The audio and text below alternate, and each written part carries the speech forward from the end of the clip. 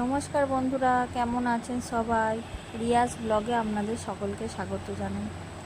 বন্ধুরা, আজ শ্রাবণ মাসের শেষ শনিবার, তাই আমাদের এখানে রশিদপুরে সুকান্ত পার্কে বড় বাবা আর কালীর মন্দির আছে। সেখানে দেখতেই পাচ্ছেন প্রচুর পরিমাণে ভিড় হয়েছে। আর দেখতেই পাচ্ছেন ঠাকুর ফুলের মালায় একদম চাপা পড়ে যাচ্ছে। প্রচুর ফুলের মালা পড়েছে, প্রচুর পুজো পড়েছে এখানে, প্রচুর পরিমাণে ভিড়। বামুন ঠাকুর তো পুজোর ডালা সাজাতে সাজাতে হাঁপিয়ে উঠছে, দেখতেই পাচ্ছেন আপনারা। দেখুন একবার, মালার শেষ হচ্ছে না। বামুন ঠাকুর কোথায় পড়াবে মালা, ঠাকুরকে খুঁজেই পাচ্ছে না, দেখতেই পাচ্ছেন আপনারা।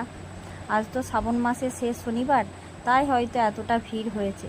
আগের শনিবারগুলোতেও হয়েছে, কিন্তু এতটা পরিমাণে নয়, দেখতেই পাচ্ছেন আপনারা। দেখুন একবার,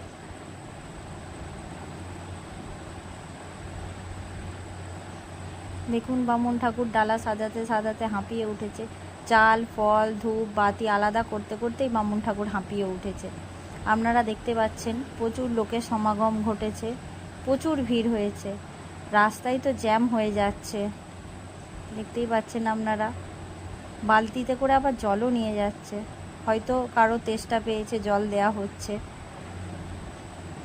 কিন্তু উপোস করেই তো পুজো দেয়, জানি না জল কিসের জন্য যাচ্ছে। দেখতেই পাচ্ছেন আপনারা, পাশেই একটা ভোলে বাবার মন্দির আছে, সেখানেও প্রচুর পরিমাণে ভিড়, লোকে পুজো দিচ্ছে, ধূপবাতি জ্বালাচ্ছে। সকাল থেকেই আজ ভিড় হয়েছিল, কিন্তু সন্ধেবেলায় তো বড় বাবার পুজোটা হয়, সেই জন্যই প্রচুর পরিমাণে ভিড় হয়েছে। নমস্কার বন্ধুরা।